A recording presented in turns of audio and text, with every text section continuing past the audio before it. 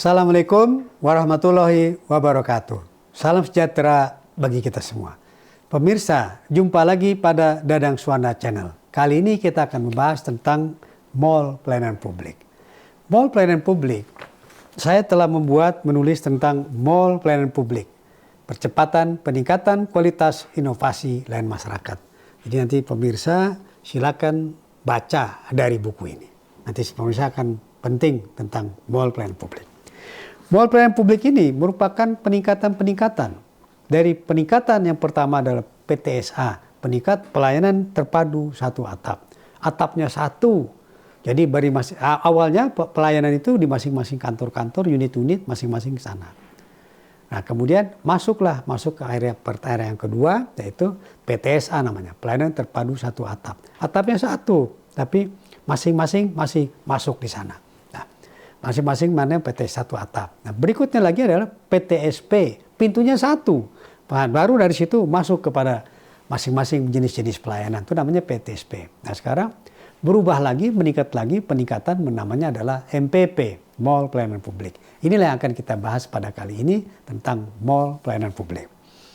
Ini mall pelayanan publik ini, kalau kita lihat nanti tinjauan pelayanan publik, bahwa pelayanan publik itu merupakan tugas dari penyelenggara pemerintahan. Tugas pemerintahan itu, pemerintah pusat, daerah maupun desa, cuma satu, yaitu peningkatan pelayanan publik.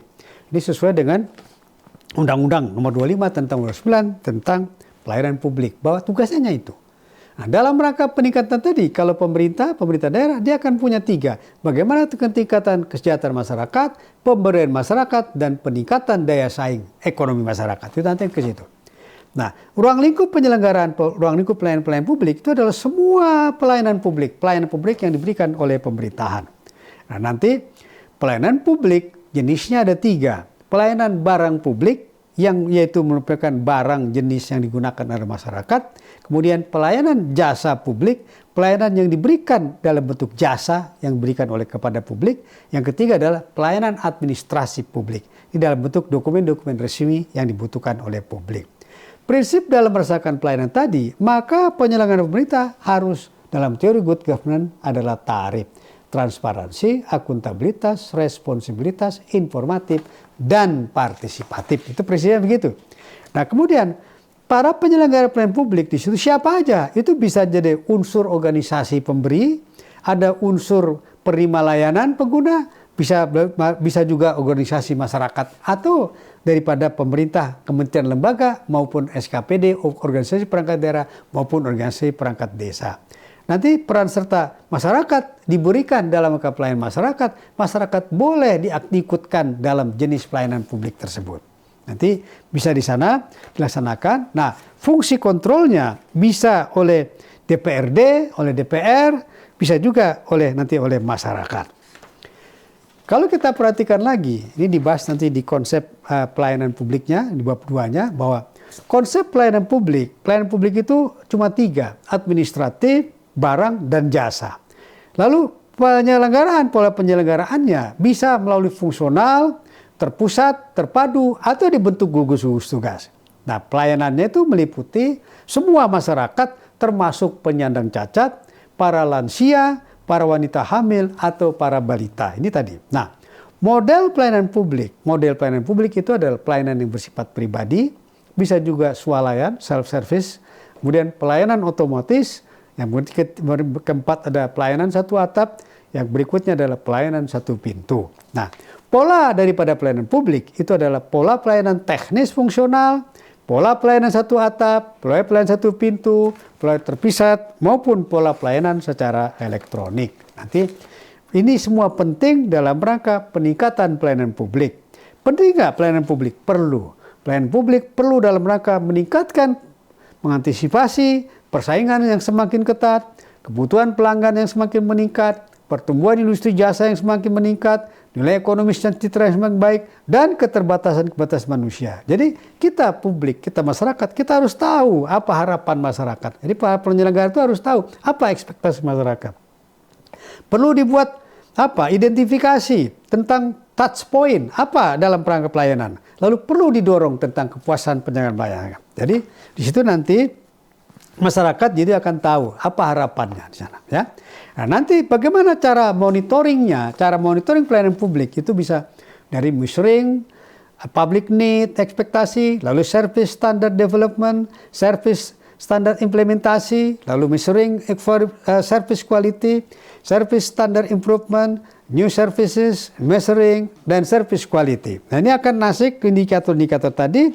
Kita akan lihat indikator yang digunakan adalah aspek hardware, aspek software, ataupun aspek prosedur pelayanan.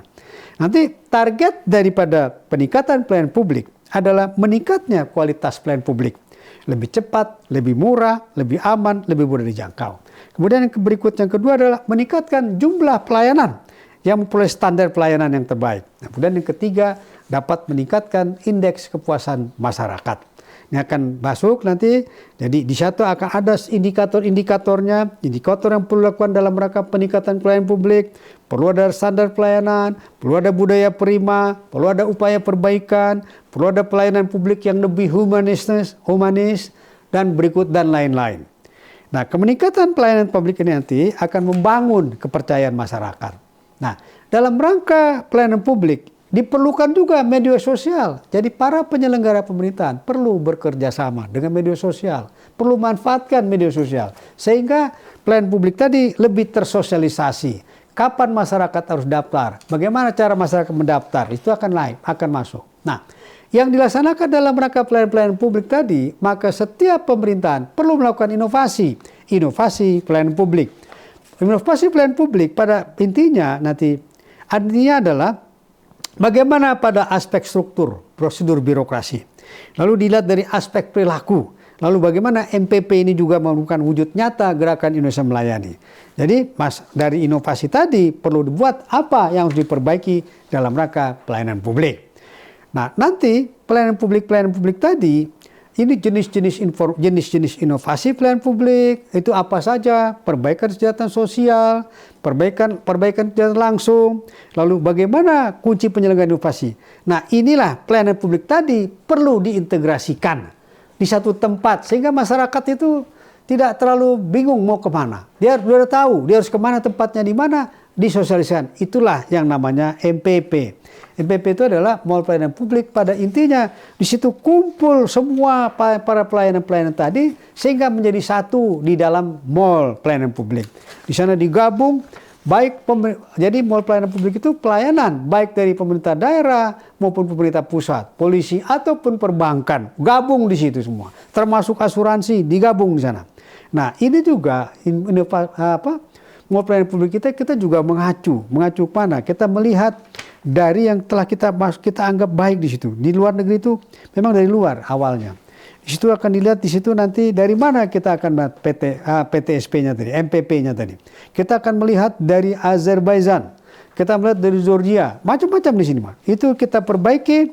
Intinya adalah bahwa mall pelayanan publik merupakan pelayanan publik yang terintegrasi. Di situ nanti akan masuk budaya, filosofi, cara kerja yang baru, akuntabilitas, cara baru pengembangan kebijakan, dan lain-lain. Nah, nanti intinya bahwa tadi pelayanan publik tadi akan meningkatkan kepuasan pelanggan. Dan ini dalam sesuai dengan teori Kotler, teori D, teori Engel, bahwa semua intinya adalah kepuasan pelanggan. Nah, dengan adanya tadi pemerintah, lalu dalam hal ini Kementerian PAN itu mengeluarkan peraturan PAN nomor 23 tentang tahun 2017 tentang penyelenggaraan MPP. Baru dimulai MPP. Dan alhamdulillah kalau saya perhatikan jumlah MPP semakin lama semakin bertambah di Indonesia. Sehingga diharapkan dengan demikian nanti masyarakat berubah.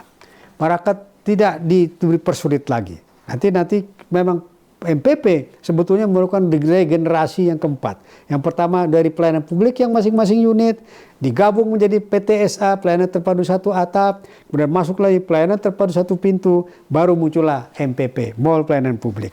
Nah, disinilah nanti bagaimana mall pelayanan publik itu akan jadi lebih baik lagi. Diharapkan dengan adanya MPP, maka pegawai, maka pemerintah akan lebih baik lagi. Pemirsa, sebagaimana kita ketahui tadi bahwa sudah saya ungkapkan bahwa untuk lebih mengerti tentang mall pelayanan publik, pemirsa dapat membaca buku mall pelayanan publik. Diharapkan akan lebih mudah karena pada kesempatan kita ini dibatasi oleh waktu yang sangat singkat. Mudah-mudahan dengan membaca ini pemirsa dapat lebih pemahaman yang lebih akurat lagi. Pemirsa, demikian yang bisa kita diskusikan pada kesempatan kita kali ini. Semoga mendapat menambah pemahaman pengetahuan pemirsa sekalian, mendapat menambah wawasan, menjadi ibadah bagi kita semua. Kita akhiri, Assalamualaikum warahmatullahi wabarakatuh.